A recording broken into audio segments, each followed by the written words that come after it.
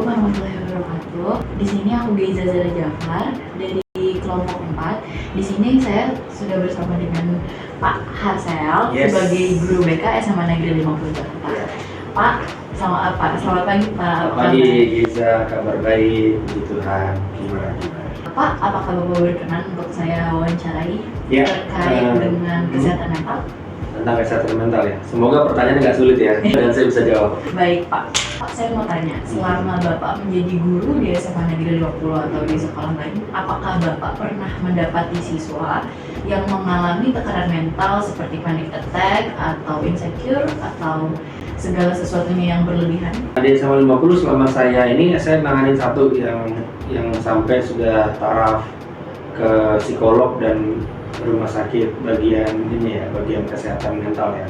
Satu pernah, terus waktu saya sebelum di SMA 50 juga ada satu waktu saya di swasta. Kalau yang di SMA 50 kemarin dia itu cenderung kepada panic attack juga ya. Terus anxiety-nya berlebihan ya, kecemasannya berlebihan. Iya, dua hal itu, sehingga gejala yang muncul adalah sering sampai nggak sadarkan diri. Terus akhirnya ya kita rujuk ke rumah sakit tertentu gitu ya, yang lengkap layanan psikologinya, layanan kesehatan mental. Baik Pak, itu kalau Bapak boleh tahu, Bapak tahu anak itu memiliki tekanan itu, apa dia cerita atau Bapak menerka-nerka kemudian Bapak panggil ke BK atau bagaimana Pak? Sejauh ini karena guru BK itu kan memang tugasnya bukan menjaring ya, menganalisa kira-kira anak itu punya kecenderungan mental seperti apa. Kalau mentalnya baik-baik aja ya udah. Nah, bagaimana kita tahunya? Kita lakukan assessment biasa di awal. Kita lihat, selain assessment secara tertulis, guru BK ternyata yang kita pelajari selama 4 tahun itu juga assessment sudah melekat dari panca indera kita. Bukan feeling. Karena kalau feeling kan kayak kesannya apa ya? Feeling kan susah dibuktikan ya secara empirik. Nah, kalau kita secara empirik itu kan definisinya secara panca indera, mata, pendengaran, lalu mata dan pendengaran. Nah, dua indera kami bisa dibilang lebih sensitif untuk melihat yang siswa-siswa mana yang kayaknya ada kendala dalam hal perilaku, dalam hal kognitif, pikiran, kayak gitu. Jadi, tapi untuk yang saya cerita tadi bukan karena saya melihat, enggak, itu karena yang bersangkutan cerita. Cuman kalau saya boleh sharing juga, pernah kami nanganin bukan anak saya, salah satu guru BK juga. Beliau jauh lebih peka dari saya. Jadi melihat ada yang, ini bukan gangguan mental, tapi bukan gangguan, slow learner gitu ya. Untuk yang slow learner, rekan kami lebih sensitif mengenai. Jadi kelihatan begitu melihat sekilas, ini kayaknya ada perbedaan gitu ya. Anak itu cerita, kembali lagi ke cerita saya, anak itu cerita, terus saya tangani. Tapi pada suatu ketika akhirnya ada situasi yang dia alami, terus nggak sadarkan diri. Tiba-tiba nggak sadarkan diri. Yang penolongan pertamanya ya waktu itu kita ke puskesmas dulu. Begitu udah sadar, baru, karena kan kita nggak bisa tangani kalau dia lagi gitu ya, lagi kolaps, lagi pingsan, kita nggak bisa kita tangani dulu. Terus udah sadar, udah waras, udah seger, baru kita ajak ngomong. Udah ajak ngomong, ada apa? Dia cerita, terus ya udah akhirnya saya panggil orang tuanya. Kita rencanakan untuk kita rujuk ke psikolog sama bagian dokter kejiwaan ya. Kenapa? Karena bukan kami, karena kami merasa ada ranah-ranah yang kayaknya itu bukan bagian kami lagi gitu ya. Jadi ada ranah-ranah yang harusnya ditangani oleh pihak lebih ahli dari kami. Untuk solusi Bapak sendiri terhadap anak itu apa? Ya, tadi yang saya bilang solusinya gini, sebetulnya guru BK itu pantang memberikan solusi. Kenapa pantang memberikan solusi? Karena sebetulnya kami tahu bahwa seusia kalian itu sedang berkembang. Nah, kami mencoba ya, berupaya ya, walaupun kadang-kadang juga gagal percobaan kami, bahwa seharusnya seusia kalian tuh mulai menentukan langkahnya secara mandiri. Tapi kan banyak yang belum mandiri gitu ya. Ya, kita berupaya supaya anak-anak biar mandiri, memutuskannya sendiri. Sehingga solusi biasanya bukan dari kami, biasanya kami akan kembalikan. Menurut kamu apa yang harus kamu lakukan? Gitu biasa pertanyaan. begitu dia bingung ya udah kita coba arahkan dengan beberapa opsi. Kalau menurut saya ada beberapa alternatif nih, 1, 2, 3, 4, 5 mungkin atau sekian, nah baru dia memilih. Begitu dia pilih pun kita juga tanya, apa pertimbangan kamu memilih opsi itu? Nah, jadi saat itu ya dengan kita ngobrol sama orang tua ya kami tawarkan, gimana Pak Bu, perlukah kita rujuk ke rumah sakit yang lebih ini, yang ada layanan yang lebih lengkap? Oh ya Pak, kalau itu lebih baik daripada nanti berkelanjutan atau berlarut-larut gitu. Ya udah, akhirnya orang tua sepakat, anaknya sepakat. Karena kalau kita paksa ya, Bu ini harusnya ke sana.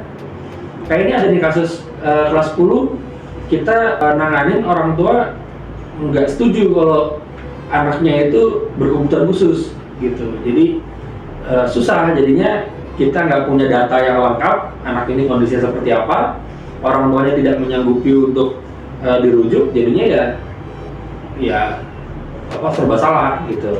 Enak kalau semuanya sepakat, pihak keluarga sepakat, yang bersangkutan sepakat, kita sepakat, itu yang bisa saya jawab. Nah Pak, menurut Bapak motivasi Bapak untuk penderita atau untuk yang siswa-siswa yang mengalami yang mungkin tidak cerita kepada Bapak atau tidak memberikan gestur yang bisa pihak BK tebak atau pihak BK rasakan, yang mungkin nanti akan mereka lihat di video ini, apa motivasi Bapak kepada mereka secara tidak langsung? Pesan saya untuk mereka-mereka yang mungkin menyimpan gitu ya. Saran saya adalah ketika kamu memang terbeban dengan banyak hal yang akhirnya kamu juga overwhelming, tidak sanggup mengatasinya, kamu harus segera cari bantuan. Kamu harus segera cari bantuan karena kamu nggak bisa mengatasinya sendiri. Itu mungkin akan membebani kamu dan kamu akan terganggu soal perilaku kamu, cara makan kamu, cara tidur kamu, cara kamu bersosialisasi kepada teman-teman gitu. Sedangkan di fase kamu sekarang, kamu harusnya matang dan nyaman dan senang untuk berteman, senang untuk makan, senang untuk tidur, senang untuk bermain gitu ya. Jadi kalau kamu akhirnya terganggu soal itu, segera cari bantuan. Siapapun, nggak harus guru BK kamu, tapi yang jelas adalah orang yang kamu percaya, orang yang bisa kamu yakin ketika dia mendengar ceritamu tidak langsung menghakimi. Iya kan? Kamu kalau cerita langsung dihakimi kan gak enak kan? Gitu. Tapi kamu cari orang yang kamu percaya, bisa orang tuamu atau orang dewasa di sekitarmu yang kamu percaya. Itu aja pesan saya. Baik Pak, terima kasih atas waktunya ya Pak Hasan, dan terima kasih juga atas solusinya. Ya, sekian dari aku. Wassalamualaikum warahmatullahi wabarakatuh. Setelah tadi kita wawancara sama Pak Hansel, itu dari sudut pandang guru laki-laki, di sini saya sudah bersama dengan Ibu Gina sebagai guru BK SMA Negeri 50 Jakarta. Ya, terima kasih Giza dan kelompoknya. Bagaimana kabar Ibu? Baik? Alhamdulillah baik. Gimana kamu kabarnya? Baik. Ibu, saya izin mewawancara, apakah Ibu berkenan? Silahkan. Ya, di sini saya mau bertanya, apakah selama Ibu mengajar di SMA Negeri 50 atau di sekolah lain, apakah pernah mendapatkan siswa yang mengalami gejala tekanan mental seperti panic attack, insecure, anxiety atau dan lainnya? Sejauh pengalaman saya pernah menangani beberapa anak yang mengalami hambatan lah dalam kesehatan mental tersebut.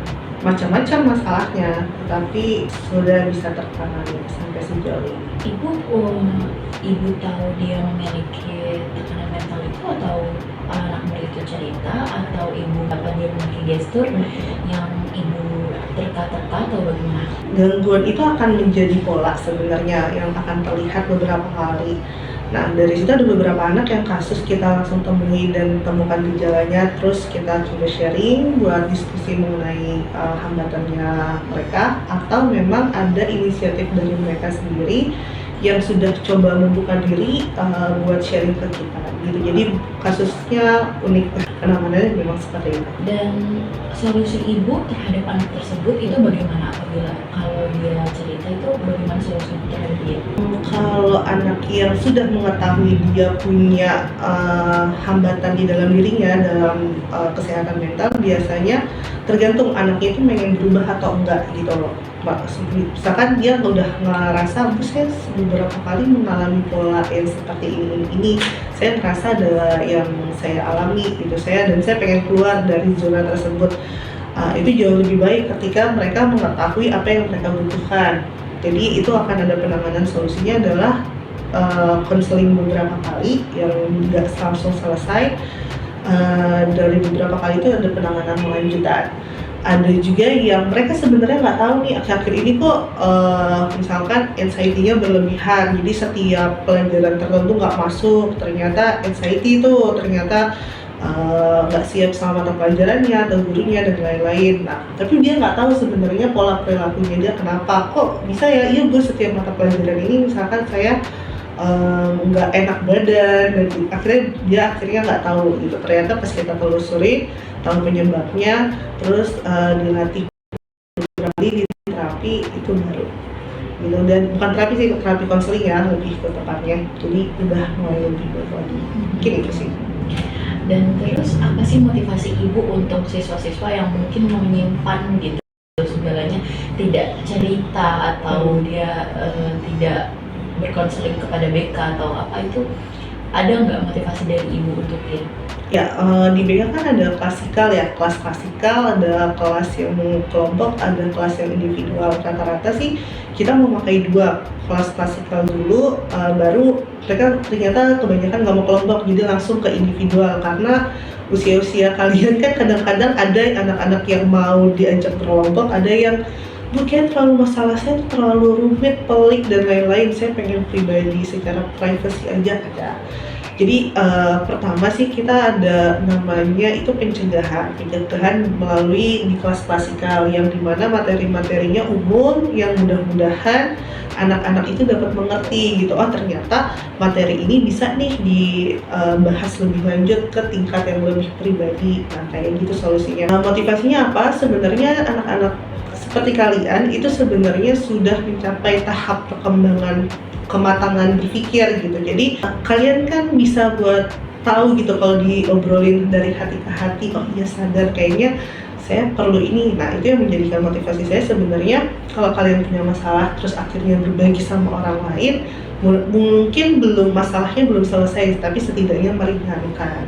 Kan kalian kan fasenya dari anak-anak yang selalu terbuka sama orang tua, terus fase SMP kumpul sama teman-teman, terus akhirnya tahu punya permasalahan sendiri, akhirnya dipendem, kayak ngerasa udah aku udah dewasa gitu, nggak perlu sharing. Sebenarnya sebagai manusia kita boleh kok sharing gitu ke orang-orang yang mungkin orang ketiga gitu yang bisa dipercaya dari masalah dan pihak netral. Jadi itulah motivasinya ya seperti itu gitu. Kalau orang berbicara sama orang pun nggak salah loh gitu, jadi nggak dipendam sendiri gitu. Baik, itu saja ibunya. Terima kasih atas jawabannya dan waktunya. Sekian dari aku. Assalamualaikum warahmatullahi wabarakatuh. Assalamualaikum warahmatullahi wabarakatuh. Halo guys, aku Ineta Soiha dan teman aku Nasila Mujib. Di sini kami ingin mewawancarai bersama dengan Kak Grace yang berasal dari Universitas Katolik Atma Jaya. Jadi sebelum mulai pertanyaannya, kenapa sih kita mau melakukan wawancara ini? Jadi sebenarnya kita pengen tahu dari permasalahan kita sendiri, kalau apa sih solusi yang paling benar itu. Oke, kita lanjut aja ke wawancaranya. Kak, aku di sini sebelum mulai pertanyaan aku pengen sedikit cerita. Jadi sebenarnya pas sebelum masa-masa COVID tuh bisa dibilang tuh aku anaknya super aktif. Tapi semenjak dari COVID itu entah kenapa kepribadian aku tuh mulai berubah dari yang tadi ekstrovert berubah jadi introvert. Apakah sebenarnya kalau interaksi itu sangat penting di kebutuhan kesehatan mental itu? Oke, kalau dari aku pribadi sebenarnya terkait dengan kamu tadi kan kamu tadi sempat bilang kalau misalnya kamu dari yang awalnya itu ekstrovert terus jadi introvert ya karena COVID gitu. Iya. Menurut aku pribadi untuk digolongkan menjadi itu berpengaruh kesehatan mental atau enggak itu bisa kamu jadi disfungsional apa enggak. Disfungsional aku maksud adalah misalnya nih dengan kamu menjadi introvert, kamu itu menjadi sangat sulit untuk bergaul dengan orang lain dan itu menghambat aktivitasmu gitu. Kamu bahkan untuk yang daily dengan nggak bisa, misalnya kamu jadi nggak mau keluar rumah, kamu jadi mengurung diri, itu menjadi dikategorikan sebagai disfungsional gitu ya, yang menurut pahaman aku saat ini. Nah, ketika kalau misalnya kamu itu, menurut aku kalau misalnya kamu jadi introvert karena itu memang karena COVID, dan karena memang COVID kan kita juga nggak bisa ketemu orang ya, karena Nah, kita iya. dibatasi banget gitu. Kalau misalnya itu menjadikan kamu introvert dan menjadi kamu terbatas, mungkin karena banyak kok orang-orang yang jadi kayak suaranya mungkin jadi tidak secerewet biasanya karena terbatas pembicaraan juga ya, karena sulit cuma mentok-mentok lewat via Google Meet atau Zoom gitu-gitu juga. Menurut aku itu wajar-wajar aja selama kamu masih bisa menjalankan aktivitas kamu dengan baik. Gimana sih Kak? Kan karena keintrovertan ini kan aku jadi banyak susah ketemu orang atau interaksi sama orang. Itu solusi yang paling tepat itu gimana Kak? Kalau boleh tahu, misalnya yang kamu deskripsiin susah itu gimana? Jadi kan sebenarnya aku tuh banyak permasalahan dari keluarga, kayak kurang percaya gitu kalau mau cerita ke teman, jadi kayak kurang keterbukaan kepada teman gitu Kak.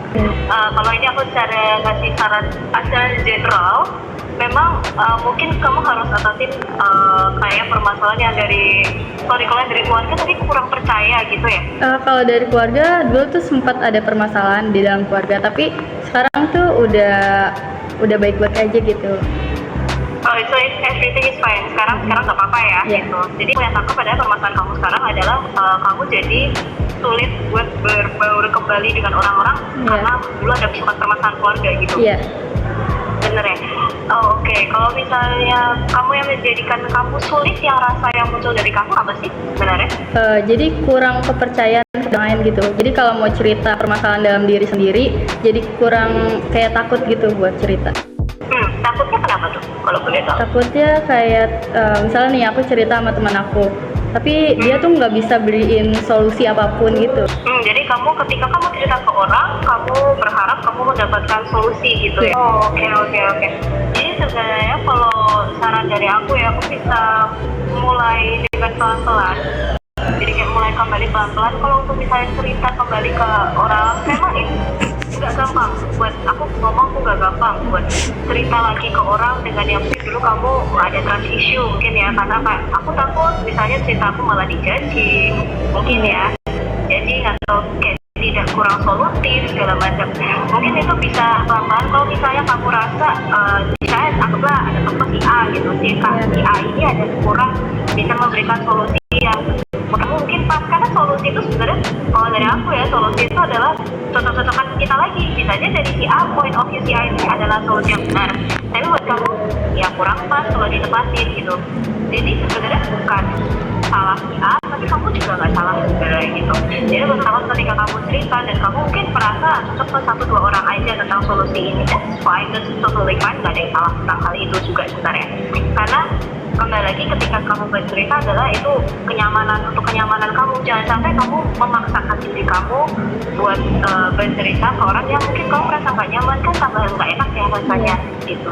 Ya kalau misalnya kamu, oh si A kurang memberikan solusi, oh oke, that's fine, thank you A, kamu si A at least menjadi teman yang baik untuk mendengarkan pemasaran kamu, misalnya seperti itu. Kalau misalnya mau tanya yang lebih solusi lagi, misalnya kamu ke si B, cocok apa enggak, coba aja gitu. Tapi bukan berarti kalau misalnya kamu sampai di titik kamu saya nggak nemu gitu, kamu boleh misalnya curhat ke orang yang kamu lebih percaya, mungkin dulu teman-teman kamu, mungkin teman SMP atau sahabat kamu, itu juga bisa gitu. Itu sih jawab. Oke Kak, makasih ya. Tapi sebelum itu kan pasti banyak kayak orang-orang yang ngerasain sama kayak saya. Itu motivasi yang bisa kakak kasih itu seperti apa? Rasa kayak kurang terbuka sejak COVID itu ya maksudnya? Iya.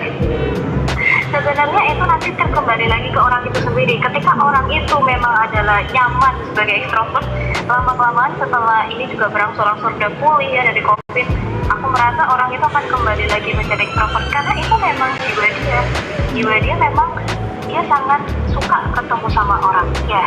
Itu memang nanti dia akan kembali lagi seperti itu. Tapi ketika memang orang itu dari awal punya introvert, that's fine. Selama dia itu tidak mengganggu aktivitas dia tetap bisa berjalan seperti orang pada normalnya, berjalan aktivitasnya, itu nggak apa-apa. Menurut aku gitu sih. Gitu. Oke Kak, makasih ya. Kan aku punya punya kepribadian ya kayak kurang percaya diri gitu, insecure. gimana sih cara ngatasinnya supaya nggak insecure terus-terusan? Oke, kalau boleh tahu insecure yang kamu alami sekarang itu apa ya? Kayak nggak percaya diri gitu kalau misalkan di samping orang-orang yang lebih cakep gitu, lebih cantik dari. Oh, yang membuat kamu jadi apa yang kamu pikirkan ketika kamu ada di samping saya orang yang cakep gitu? Apa yang kamu pikirkan gitu? Kayak apa ya, nggak percaya diri aja gitu, kayak kok dia lebih cakep sih sedangkan aku kayak biasa aja gitu. Oke, jadi yang kamu muncul dari pikiran kamu kayak, oh dia lebih cakep nih dari aku gitu. Terus muncul apa? Jadi rasa yang nggak pedenya tuh gimana kalau kamu bisa gambarin? Kayak takut gitu kalau misalkan di samping dia kayak kok dia lebih cakep, terus aku kapan bisa kayak dia gitu. Oh, jadi kayak kamu berharap kamu jadi bisa jadi kayak dia gitu. Oke, ini sorry aku menangkap visual ya berarti ya. Kalau saran dari aku gini, kalau dengan diri kamu sekarang, kalau aku boleh tahu ya, dengan diri kamu yang sekarang, kamu merasa nyaman? Nggak, kurang. Nah, kamu tidak merasa kamu tidak secakep dia? Iya. Mungkin aku jadi kasih saran yang mungkin segi in general ya, tidak bisa terlalu mendalam juga. Mungkin gini sih, karena aku tidak tahu apa yang kamu alami sekarang juga. Apa kamu atau juga apakah sama dengan kamu penampilan seperti ini, maaf banget misalnya kamu dapatkan perlakuan yang kurang enak dengan teman-teman kita, bisa dibedakan secara mungkin yang lebih cakep itu dapat lebih privilege segala macam, yang itu mungkin bisa mendorong kamu jadi lebih iri, bukan iri maaf, jadi lebih merasa kurang nyaman gitu kan? Iya. Kalau ini dari saran dari pribadi aku yang mungkin nanti bisa kamu coba terapkan atau gimana gitu ya. Kalau saran dari pribadi aku sih, mungkin memang cakep secara visual orang-orang ya aku nggak bisa dina ya, orang dari awal pun bisa melihat tuh secara muka dulu, benar ya? Benar. Jadi ketika orang datang yang kita lihat adalah secara muka, tapi patut diingat lagi sebenarnya kalau personality itu adalah hal yang bagus juga gitu. Ketika kamu karena ini dari pribadi aku juga ya, ketika misalnya kamu merasa tidak pede dengan penampilan kamu, what you can do adalah selain bisa mengimprove diri kamu sendiri, misalnya secara visual mungkin dengan baju yang bagus atau segala macam, bukan berarti ini harus diikutin ya, bukan berarti harus diikutin, cuma dengan mengimprove diri kamu sendiri, kamu juga bisa improve secara personality dan secara misalnya pengetahuan kamu, yang itu yang menjadi yang ditonjolin dari diri kamu. Jadi sebenarnya buat aku adalah secara visual itu dikasih Tuhan gitu. Aku nggak bisa ngomong semua orang itu harus cakep, harus begini begitu gitu, enggak. Visual dikasih Tuhan bener. Yang kita bisa lakukan adalah kita gimana sekarang kita ingin kita sendiri. Menurut aku itu, kamu bisa cari diri kamu sendiri, dan kamu jangan mendorong diri kamu terlalu keras untuk mengimprove diri kamu sendiri. Yang percuma kalau kamu improve diri kamu sendiri, kamu nggak nyaman sama diri kamu sendiri. Pastikan kalau ketika kamu improve diri kamu sendiri, kamu juga sayang sama kamu sendiri. Jangan sampai itu malah menjadi menyakiti diri kamu. Kamu jadi gak nyaman, diri kamu nyaman sama diri kamu sendiri. Itu. Iya kak. Kamu jadi nyaman, kamu jadi bangga dengan diri kamu sendiri. Itu yang kamu tahu. Oke kak, makasih banget ya Makasih buat ya, Kak, mau Sarah. diwawancarai. Ya udah. Mungkin sekian aja wawancara dari bapak kami. Assalamualaikum warahmatullahi wabarakatuh. Waalaikumsalam warahmatullahi wabarakatuh.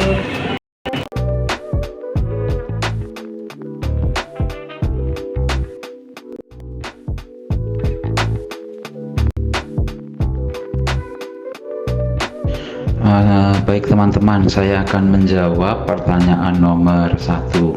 Apa definisi dari overthinking dan bagaimana hal tersebut dapat dibedakan dengan pemikiran reflektif yang sehat? Saya berangkat dari reflektif dulu ya. Pemikiran reflektif berasal dari reflect, bercermin. Jadi pikiran reflektif adalah pikiran yang seakan-akan kita bercermin menggunakan sebuah objek yang sedang dipikirkan untuk melihat diri kita kembali, sehingga semacam kayak evaluasi diri, mengoreksi diri, memeriksa diri. Itulah pikiran reflektif. Yang pasti setelah melakukan pikiran reflektif kita bisa bertumbuh, melihat apa yang kurang, melihat apa yang lebih dari diri kita, dan itulah output dari pikiran reflektif, membuat kita bertumbuh dan semakin mengenal diri sendiri. Sedangkan overthinking, namanya saja overthinking, pikiran yang berlebihan, dalam bahasa lain mungkin lebay. Jadi memikirkan sesuatu yang mungkin lebih buruk daripada kenyataan yang akan terjadi.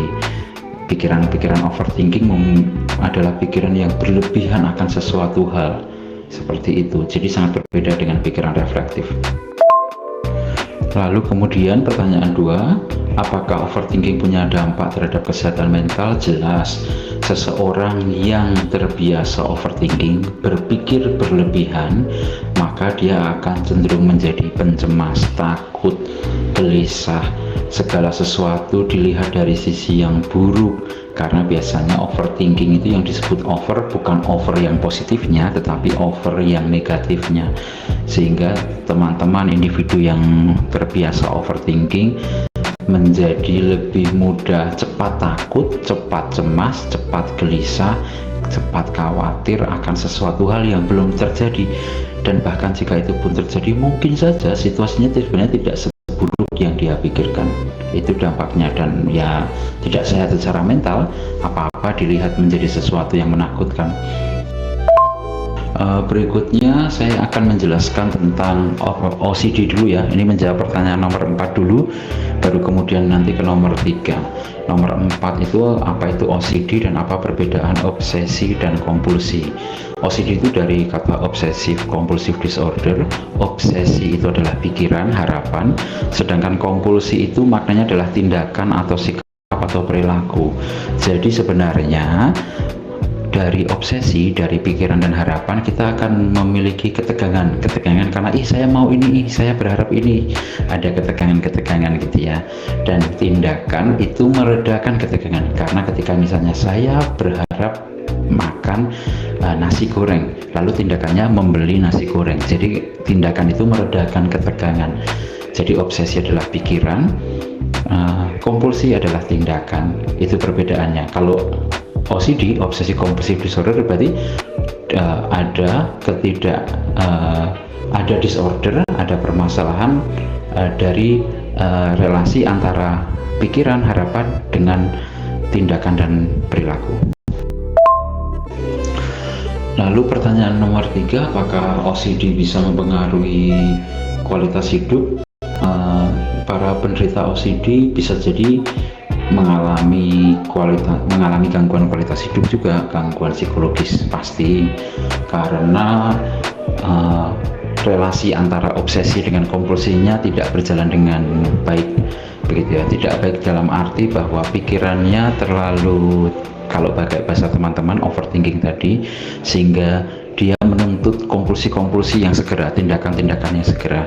Contoh dari tindakan obsesi kompulsif disorder yang biasa menjadi contoh, misalnya ketika pergi keluar rumah, dia harus mengunci rumahnya, dan setelah mau pergi dia masih berpikir, tadi rumah sudah dikunci ya belum ya? Ketika sudah, langsung tadi sudah dikunci lagi belum ya? Mau berangkat lagi, berkali-kali, berulang kali seperti itu. Dan kalau kita mengalami itu di semua hal dalam kehidupan sehari-hari manusia, pastilah kualitas hidupnya akan menurun dan dia menjadi pribadi yang tidak sehat, karena mencemaskan banyak hal dan dia harus melakukan aksi atas kecemasan-kecemasan itu segera setelah dia cemas, dan itu sangat tidak sehat. Oke teman-teman, saya mau melanjutkan jawaban pertanyaan teman-teman. Berikutnya adalah pertanyaan tentang daddy's issue pada anak perempuan. Daddy issue pada anak perempuan berarti seorang anak perempuan yang memiliki permasalahan dengan ayahnya. Apa tanda-tandanya? Ya, secara tampak jelas dia tidak bisa dekat, tidak bisa berkomunikasi, tidak bisa membangun relasi dan berinteraksi dengan ayah. Di luar itu mungkin tidak terlalu begitu tampak ketika misalnya di sekolah atau di lingkungan pertemanan, tetapi bisa jadi dalam kondisi daddy's issue yang sangat kuat, sangat berat, maka teman-teman perempuan ini juga punya permasalahan relasi dengan figur laki-laki, atau lebih tepatnya figur laki-laki dewasa yang ketika mereka temui seakan-akan mirip dengan figur ayahnya. Itu sih. Saran saya untuk untuk menjawab pertanyaan nomor 7 ya, saran saya untuk teman-teman yang mengalami daddy issue ya, secara pribadi harus berjuang untuk terbuka dengan figur ayah, membangun relasi dengan figur ayah. Jika itu susah, maka perlu bantuan orang lain, bisa bercerita ke sosok ibu atau keluarga yang lebih senior, kakek, nenek, om, tante, pak de, bude, atau siapapun begitu. Atau kalau itu menjadi juga dirasa sangat berat, juga bisa berkonsultasi ke psikolog, pergi ke psikiater, mungkin lebih tepat ke psikolog, tapi ya pergi ke psikolog untuk kemudian bisa dibantu. Dibuka terlebih dahulu, memang nanti kalau akan dalam sesi bersama psikolog akan dibuka lebih dahulu, digali apa sebenarnya permasalahan yang terjadi, lalu kemudian bersama-sama mencoba mencari solusi dan langkah-langkah apa yang akan dilakukan selanjutnya supaya kemudian tidak menjadi maladaptif. Untuk pertanyaan nomor 8, bagi seseorang yang ingin selalu dinomorsatukan, mungkin saya menanggapi dengan dua sudut pandang. Dari sudut pandang individu yang ingin selalu dinomorsatukan, individu seperti ini perlu sadar bahwa dirinya sedang bermasalah, perlu menyadari bahwa keinginannya untuk selalu dinomorsatukan sebenarnya menunjukkan adanya sebuah kekosongan, entah di hati, entah dalam penerimaan diri atau penghargaan dari orang lain atas dirinya. Dia menganggap bahwa dirinya layak mendapatkan penghargaan, penerimaan yang paling bagus, paling besar, paling tinggi dibanding orang lain, ya karena ada sesuatu yang kosong, ada lack sesuatu. Dan dia perlu menyadari bahwa tidak selamanya seseorang akan ada di posisi itu terus menerus. Itu untuk seseorang dari posisi yang dianya yang ingin dinomorsatukan. Tapi bagi orang-orang lain yang berada di sekitar orang-orang yang ingin dinomorsatukan seperti teman atau keluarga, maka orang-orang lain inilah harus asertif, terbuka untuk mengatakan pada teman ini bahwa sikap perilaku dia tidak tepat dan itu akan merugikan dia di suatu saat di masa depan.